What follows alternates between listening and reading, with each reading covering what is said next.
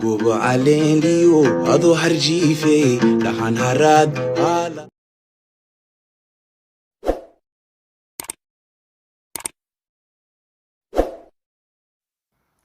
Assalamu alaikum warahmatullahi wabarakatuh. Kusura Al-Asmar College. Conversation 3 wadasheykaysiga sidaad. Conversation 3 wadasheykaysiga sidaad. A. Do you pray? Ma tukataa? B. Yes, I pray. Haa waan tukataa. A. Where do you pray? Halkeed ku tukataa? B. I pray in the mosque. Waxaan ku tukataa masaajidka. A.